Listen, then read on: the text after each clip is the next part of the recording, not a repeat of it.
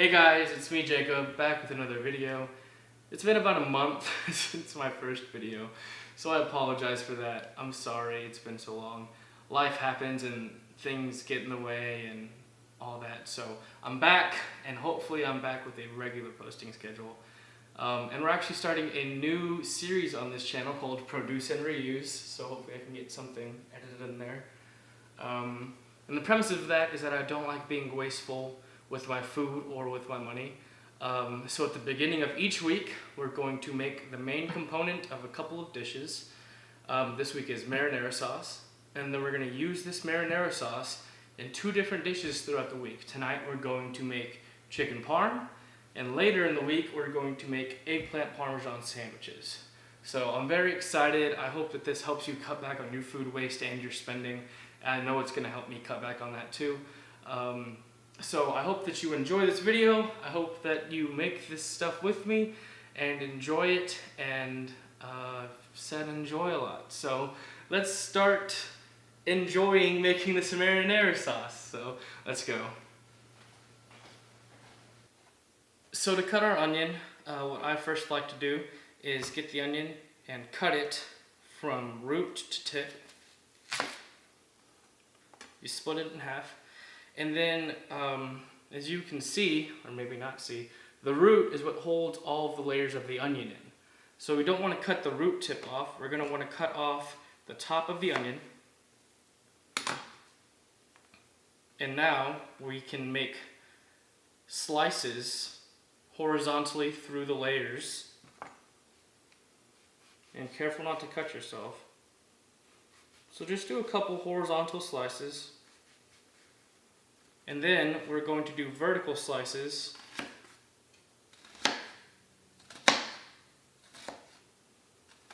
through the onion. You can already see it's kind of falling apart. So we have horizontal and vertical slices through our onion, and then we're just going to want to slice those off.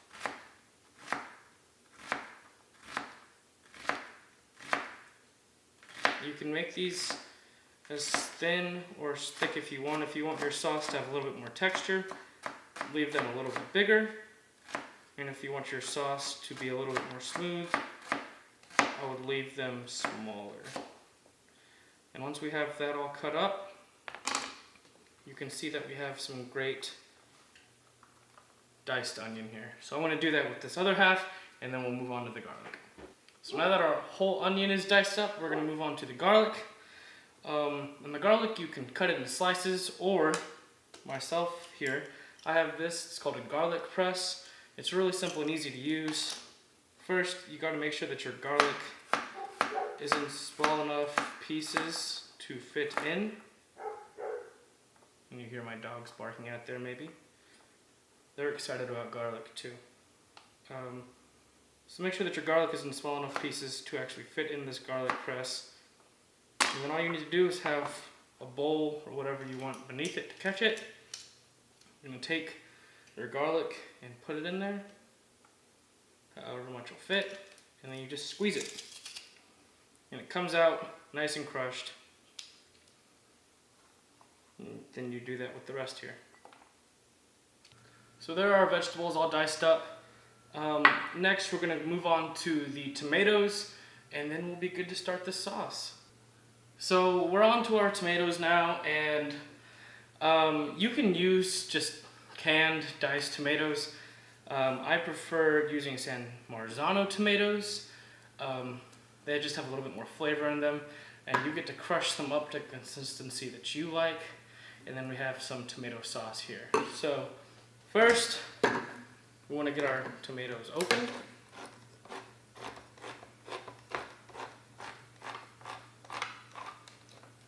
Careful not to cut yourself. And I'll show you what these tomatoes look like here real quick.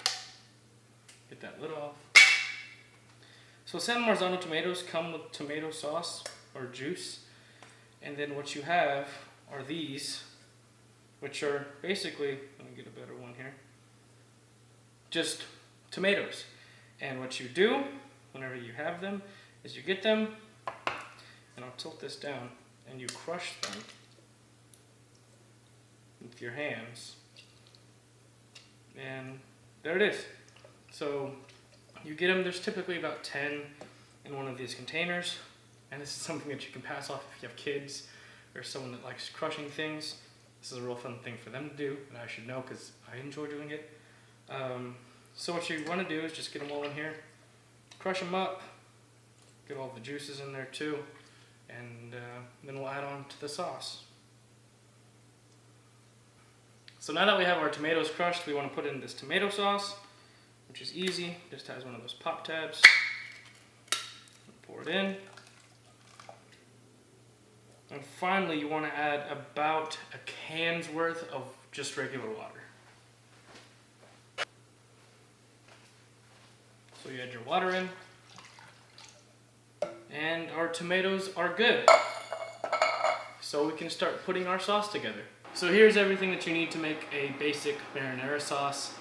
We have our tomatoes, we have our onions and our garlic, we have our Italian spices, salt and pepper, and olive oil. You can add butter to it if you want. I'm not going to add butter to this one, but it will just be a little bit.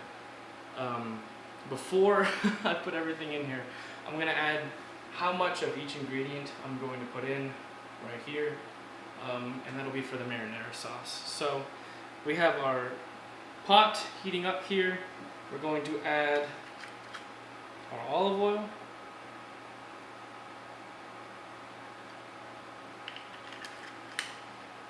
And let that heat up just for a little bit, and then we'll get in and add our onions and garlic. So we have our garlic and our onions in there, and we're just gonna let them cook down just for a second. Keep stirring them. You don't want to burn your garlic. That's the last thing that you want to do. And you just want to cook them until the onions get a little translucent on them. So the onions and the garlic have cooked down just a little bit. The onions are translucent. Everything's looking good. So now we want to add our tomato paste. About a tablespoon's worth.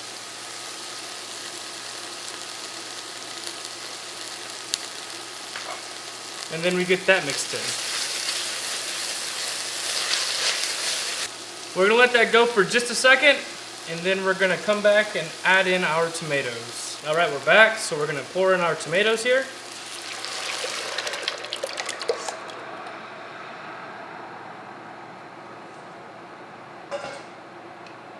We're going to mix that in.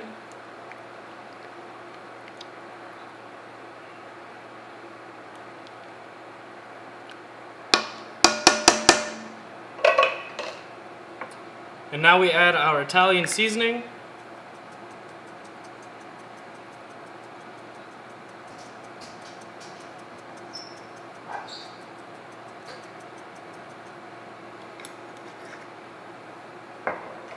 And salt and pepper. Don't over salt it. You can always add more salt at the end when you taste it. Same goes for every seasoning. If you're worried that you're going to go too much, put in a little bit less than you would think, and then you can come back later and add some more when you taste it. So we're going to get that mixed in.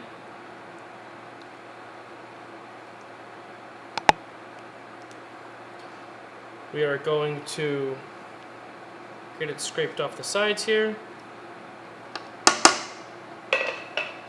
Partially cover it. And we're going to move it to the back burner because now we're going to start making our chicken Parmesan. Alright, so now we're on to the chicken part of the chicken parm, and that starts off with chicken breast. So what I like to do with our chicken breast is butterfly them or slice them in half. So you get 2 chicken parm cutlets out of 1 chicken breast, which is really easy to do. So you get your chicken breast, you get a good nice knife, and you just cut it down the middle, making sure that you keep it even.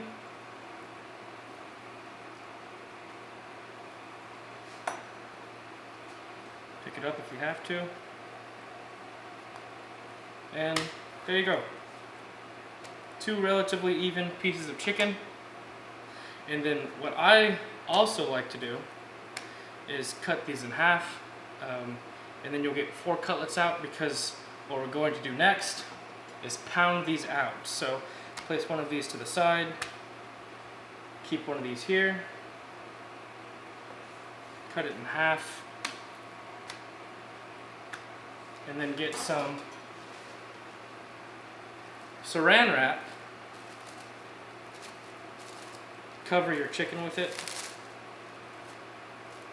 and then you can use a mallet or any kind of sturdy heavy object. I like this little pan, and you're just gonna give it a few smacks until it flattens out to around 1/4 of an inch thick. And we're going to do that with the rest of these, and then we'll move on to the breading station. Alright, so now we're up to breading and frying our chicken. So over here, I have a cast iron pan heated up to around 350 degrees with some oil in it so we can fry. And in these bowls here, I have all-purpose flour, 3 eggs, and some Italian breadcrumbs. And because this is chicken parm, I figured I might as well start this off right with some extra Parmesan grated in to these breadcrumbs. So what I'm using here, this is called a microplaner, and it's what you use if you want to get really fine shavings of Parmesan, or zest some vegetables, or anything that you just really want really finely shredded. So I want to put just a little bit in here, just enough so when I mix it around, I can still see it in there. So we'll get that incorporated. And now we have breadcrumbs laced with Parmesan cheese. So oil is hot, and we're ready to go. So we're gonna get our pieces of chicken, lay them in this flour, make sure that they're good and coated, put them in the eggs, and then finally into the breadcrumbs. And I'm not going to put it in the oil just yet, so I can kind of have these other ones ready to go, so I can all kind of put them in at the same time. Okay, so we have a chicken in each base. The bases are fully loaded, and now we're going to drop it into our hot oil. And then we're going to keep going with these. And because these are so thin, they're not going to take long to take, so just keep an eye on them and turn them when they get golden brown. I'll just those a little bit longer to go. And here we have our drying rack, so we can put the chicken on so it can rest when it's done. So we have our chicken going. It's looking really good. Make sure you keep an eye on it. Flip it when you need to. And we're almost ready to eat. So our chicken is looking good. And because we cut it so thin, it doesn't need to cook very long. So you just need to pull it out when it looks golden brown and delicious. So the sauce has been going now for about 45 minutes, partially covered. You can let it go for longer if you want to. Just remember to keep stirring it occasionally. And if it gets a little too dry, or looks like it needs more water, just pour some more into it. And I'm getting ready to start the noodles. And I usually would make canned noodles for this, but for time constraints and all that fun stuff, I'm using pre-made noodles. So if you want a good quality pre-made noodle, make sure that you can see what the noodle has been pressed with or cut with. There are plastic dies and there are brass dies. Plastic dies are what the major manufacturers use. Whenever they cut them, the noodles come out smooth and very slick to the touch. But when they have a brass die, like these noodles here, you can actually feel and see actually a difference in what these noodles are like. So these noodles, you can see they're very pale, and if you feel them, very textured, very, very textured. And that is going to help with the sauce adhesion. That's going to help the noodles absorb more sauce and just keep that flavor in them longer. So that's what I prefer. Again, any noodle will work for this if you want. You don't even have to use noodles. You can just have the chicken and the marinara sauce by itself. But I just kind of want to show that to you. If you're ever curious about what noodles I would use, or if you're ever curious about different types of noodles. Definitely look for brass cut. They're a whole lot better than regular noodles. So here we are, ready to plate everything up. We have our marinara sauce, we have our pasta, we have our accoutrements, and our beautiful piece of chicken. So I'm going to put the chicken in. I'm going to get some of this amazing marinara sauce. Put it on top. A little bit more to make it look good.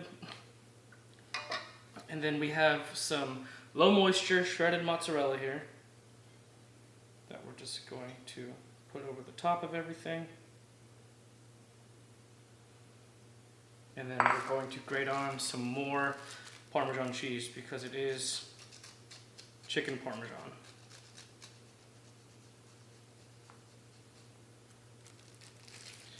And we'll get all of this cleared out of the way and get some amazing shots of this. So here's our completed chicken parm, plated up and ready to go. I hope you made this along with me and got great results too. If you enjoyed this video, go ahead and leave me a like. If you saw something you didn't like or saw something that you did like, go ahead and leave it in the comments down below. I'll try to read and respond to those comments. And if you have any dishes that you want to see in the future, leave them in the comments below also. Don't forget to subscribe. I'm hopefully going to have content coming out here pretty soon. And yeah, I'm going to take this and go eat.